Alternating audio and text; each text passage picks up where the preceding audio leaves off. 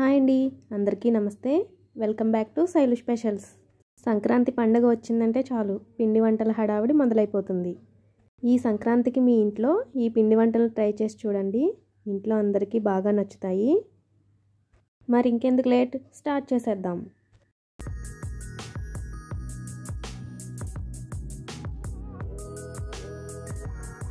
First కారం గవ్వలు చూద్దాం. చాలా బాగుంటాయండి, తినే కొద్దీ తినాలనిపిస్తుంది. ఇప్పుడు ఈ కారం గవ్వలు ఎలా ప్రిపేర్ చేసుకోవాలో చూసేద్దాం. ముందుగా ఒక బౌల్ తీసుకోండి. వీడియోలో చూపిస్తున్న కప్పు వచ్చేసి 1/2 కిలో పడుతుందండి. నేను దీంతో 2 కప్పులు గోధుమ పిండి తీసుకున్నాను. మీరు కావాలంటే మైదా పిండి కూడా వాడుకోవచ్చు. అలాగే 1 కప్పు మైదా, 1 కప్పు గోధుమ పిండి తీసుకున్నా పర్వాలేదండి, ఎలా చేసినా బాగా వస్తాయి. ఇప్పుడు స్టవ్ ఆన్ చేసి కళాయి పెట్టుకుని దానిలో కొంచెం ఆయిల్ వేసుకుని వేడి చేసుకోవాలి. ఆయిల్ వేడయ్యేలోపు ఈ పిండిలో టేస్ట్కి సరిపడా సాల్ట్ వేసుకోండి. అలాగే కొంచెం వామ్ తీసుకుని చేత్తో నలిపి వేసుకోవాలి.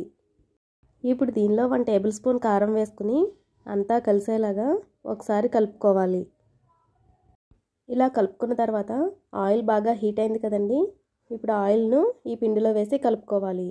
వేయగానే ఇలా బబుల్స్ కింద వచ్చింది కదండి, అలా రావాలి. అప్పుడే గవ్వలు బాగా గుల్లగా వస్తాయి. ఆయిల్ వేసిన వెంటనే చేయి పెట్టి కలపకండి, ఇలా గరిటెతో కలుపుకోండి, లేదంటే కాలుతుంది. ఇలా కొంతసేపు గరిటెతో కలిపిన తర్వాత చేత్తో కలుపుకోవాలి. ఇలా బాగా కలిపిన తర్వాత పిండిని ఇలా ముద్ద చేసి చూడండి. ముద్దలా వస్తే ఆయిల్ సరిపోయినట్టు, లేదంటే ఇంకొంచెం ఆయిల్ వేడి చేసుకుని వేసుకోవాలి. ఇలా ముద్దలా రాకపోతే గవ్వలు సరిగా రావండి, గుల్లగా ఉండవు. ఇప్పుడు దీనిలో కొంచెం కొంచెంగా వాటర్ పోసుకుంటూ చపాతీ పిండి ముద్దలాగా కలుపుకోవాలి. ఒకేసారి నీళ్ళు వేసి కలుపుకోకూడదండి, కొంచెం కొంచెంగా వేసుకుంటూ కలుపుకోవాలి, లేదంటే పిండి లూజ్ అయిపోతుంది. పిండి కన్సిస్టెన్సీ అనేది వీడియోలో చూపిస్తున్నట్లుగా ఈ విధంగా ఉండాలి. ఇప్పుడు ఈ పిండిని కొంచెం కొంచెంగా తీసుకుంటూ చిన్న చిన్న బాల్స్లా చుట్టుకోవాలి. మరీ పెద్దవిగా చుట్టుకోకూడదండి, పచ్చిగా ఉండి సరిగా వేగవు. ఇలా పిండి మొత్తం బాల్స్లా చుట్టుకుని ఒక ప్లేట్లోకి తీసుకోవాలి. ఇప్పుడు ఈ ఉండలను గవ్వల చెక్క ఉంటుంది కదండి, దాని మీద ప్రెస్ చేస్తూ గవ్వల్లా ఒత్తుకోవాలి. ఇలా అన్నిటినీ గవ్వల్లా చేసుకుని ఒక ప్లేట్లోకి తీసుకోవాలి. ఇప్పుడు స్టవ్ ఆన్ చేసి కళాయి పెట్టుకుని దానిలో డీప్ ఫ్రైకి సరిపడా ఆయిల్ వేసుకోవాలి.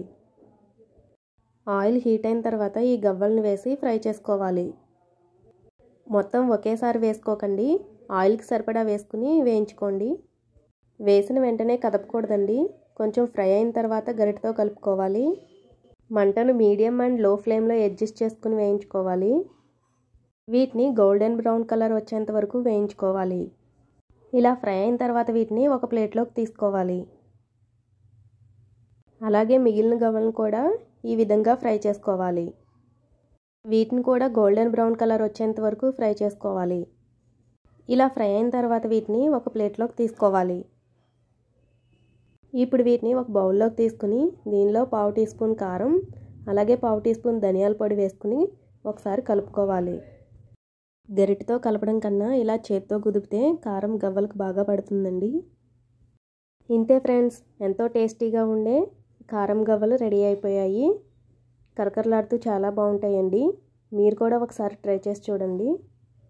ఇప్పుడు గోదావరి జిల్లా ఫేమస్ అయిన పాలముంజలు ఎలా ప్రిపేర్ చేసుకోవాలో చూసేద్దాం. పాలముంజలకు కావాల్సినవి కొబ్బరి తురుము,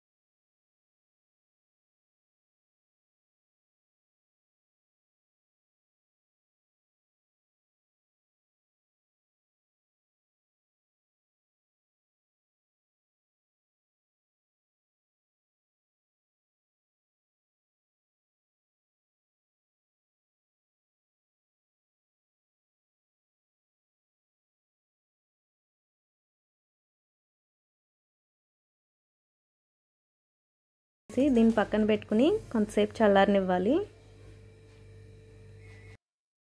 ఈ పాల ముంజలు అనేవి మా అమ్మమ్మ వాళ్ళు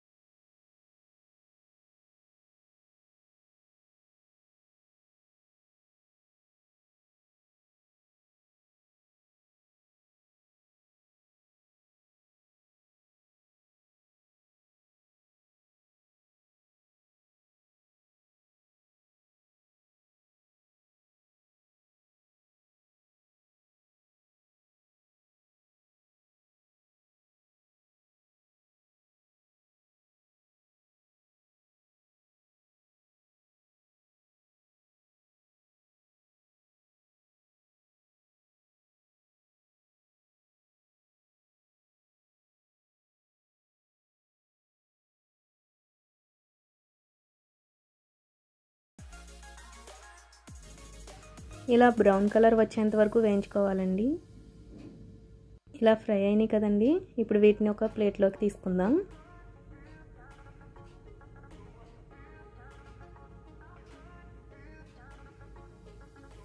ఇదే విధంగా మిగిలిన పాల ముంజలను కూడా ఫ్రై చేసుకుందాము.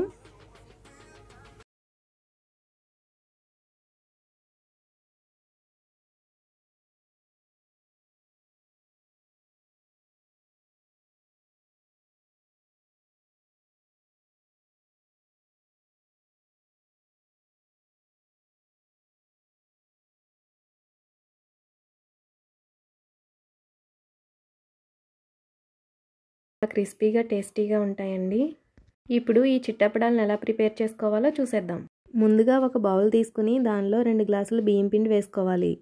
ఇది బియ్యం కడిగి ఎండబోస్తున్న బియ్యం పిండి అండి.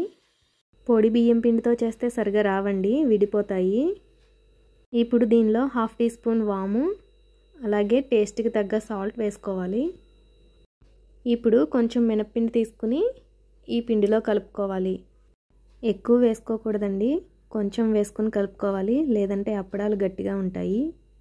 ఇలా బాగా కలిపిన తర్వాత కొంచెం కొంచెంగా వాటర్ పోసుకుంటూ చపాతీ పిండి ముద్దలాగా కలుపుకోవాలి. ఇప్పుడు ఈ పిండిని చిన్న చిన్న బాల్స్లా చుట్టుకుని ఒక తడి క్లాత్ మీద వేసుకోవాలి. ఇలా తడి క్లాత్ మీద వేసుకోవడం వలన అప్పడాలు అతుక్కోకుండా బాగా వస్తాయి. ఇలా చేసిన ఉండలను దూరం దూరంగా పరుచుకోవాలి. ఇలా చేయడం వలన ఒకదానికొకటి అతుక్కోకుండా ఉంటాయి. ఇప్పుడు వీటిపైన క్లాత్ వేసుకుని వీటిని పప్పుగుత్తితో అప్పడాలలాగా ఒత్తుకోవాలి. ఇలా వీడియోలో చూపిస్తున్నట్టుగా చేయడం వలన అప్పడాలు ఒకదానికొకటి అంటుకోకుండా వస్తాయి. చూసారు కదండి అప్పడాలు ఎంత బాగా వచ్చాయో. ఇలా చేయడం వలన ఒకదానికొకటి అతుక్కోకుండా బాగా వస్తాయి. ఇప్పుడు వీటిని ఒక్కొక్కటిగా తీసుకుంటూ ఆయిల్లో డీప్ ఫ్రై చేసుకోవాలి. ఇప్పుడు స్టవ్ వెలిగించి కళాయి పెట్టుకుని దానిలో డీప్ ఫ్రైకి సరిపడా ఆయిల్ వేసుకుని ఈ అప్పడాలను ఒక్కొక్కటిగా వేసుకోవాలి. అన్నీ ఒకేసారి వేయకూడదండి, అలా చేయడం వలన అన్నీ అతుక్కుపోతాయి. వీటిని వేసిన వెంటనే కదపకూడదండి, అలా చేస్తే విడిపోతాయి. కొంతసేపు ఫ్రై అయిన తర్వాత వీటిని ఒకసారి కలుపుకోవాలి. ఇప్పుడు వీటిని గోల్డెన్ బ్రౌన్ కలర్ వచ్చేంత వరకు ఫ్రై చేసుకోవాలి. మధ్య మధ్యలో క్లాత్ తడుపుకుంటూ ఉండాలండి, లేదంటే క్లాత్కి పిండి అతుక్కుపోతుంది. చూసారు కదండి, ఇలా ఫ్రై అయిన తర్వాత వీటిని ఒక ప్లేట్లోకి తీసుకోవాలి. అలాగే మిగిలిన పిండిని కూడా ఒక్కొక్కటిగా వేసుకుని ఫ్రై చేసుకోవాలి. వీటిని కూడా గోల్డెన్ బ్రౌన్ కలర్ వచ్చేంత వరకు ఫ్రై చేసుకుని ఒక ప్లేట్లోకి తీసుకోవాలి. ఇంతే ఫ్రెండ్స్, ఎంతో టేస్టీగా క్రిస్పీగా ఉండే చిట్టప్పడాలు రెడీ అయిపోయాయి. మీరు కూడా ట్రై చేసి చూడండి. ఇప్పుడు ఎంతో క్రిస్పీగా ఉండే గులాబీ పువ్వుల స్వీట్ ఎలా చేసుకోవాలో చూసేద్దాం. ముందుగా ఒక బౌల్ తీసుకుని దానిలో ఒక గ్లాస్ మైదా పిండి తీసుకోవాలండి. ఇప్పుడు స్టవ్ వెలిగించి కళాయి పెట్టుకుని దానిలో 2 టేబుల్ స్పూన్స్ ఆయిల్ వేసుకోవాలండి. ఆయిల్ బాగా హీట్ అవ్వాలండి. ఇప్పుడు ఈ పిండిలో చిటికెడు సాల్ట్ వేసుకోవాలండి. దీనివల్ల టేస్ట్ వస్తుంది. ఆయిల్ బాగా హీట్ అయిందండి. ఇప్పుడు ఈ పిండిలో వేసుకుని బాగా కలుపుకోవాలండి. ఇలా ఒకసారి కలుపుకున్న తర్వాత దీనిలో కొంచెం కొంచెంగా వాటర్ వేసుకుని కలుపుకోవాలండి. ఒకేసారి పోయకూడదండి. ఒకేసారి పోసుకోవడం వలన పిండి లూజ్ అయిపోతుందండి. ఇలా కొంచెం కొంచెంగా వాటర్ పోసుకుంటూ కలుపుకోవాలండి. సేమ్ చపాతీ పిండి ముద్దలాగా కలుపుకోవాలి. ఈ పిండిని ఇలా బాగా కలుపుకుని 5 నిమిషాలు నానబెట్టుకోవాలండి. కాసేపు మూత పెట్టేసి ఉంచేద్దాం.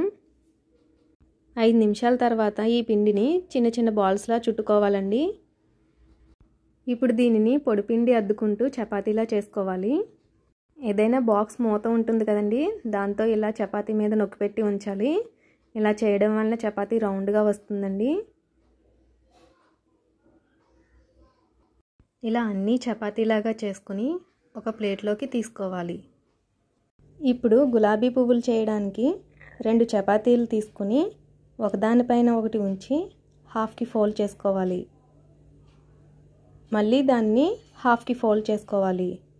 దీని చివరన కాడలా ఒత్తుకోవాలండి. వీటి అంచులను క్లోజ్ చేసుకోవాలి. ఇలా విడదీసి చూస్తే పువ్వులా వస్తుంది. ఇలా అన్నిటినీ చేసి పెట్టుకోవాలండి. ఇప్పుడు స్టవ్ వెలిగించి కళాయి పెట్టుకుని డీప్ ఫ్రైకి సరిపడా ఆయిల్ వేసుకోవాలి. ఆయిల్ బాగా హీట్ అయిన తర్వాత ఒక పువ్వు తీసుకుని ఇలా ఆయిల్లో పెట్టి ఉంచాలి. ఇలా పెట్టి కొంతసేపు ఫ్రై అయిన తర్వాత ఆయిల్లో వదిలేయాలి. ఇలా వదిలేయడం వలన పువ్వు బాగా వస్తుందండి. ఇలా అన్ని పువ్వులను వేసుకోవాలి. వీటిని బ్రౌన్ కలర్ వచ్చేంత వరకు వేయించుకోవాలండి. ఇలా బాగా ఫ్రై అయిన తర్వాత వీటిని ఒక ప్లేట్లోకి తీసుకోవాలి. మనం పువ్వులు చేయగా వచ్చిన మిగిలిన పిండితో ఇలా ఒక చపాతీలా చేసుకుని ఇలా చాకుతో కట్ చేసుకోవాలండి. ఇలా చిన్న చిన్న ముక్కలుగా కట్ చేసుకుని వీటిని కూడా డీప్ ఫ్రై చేసుకోవాలి.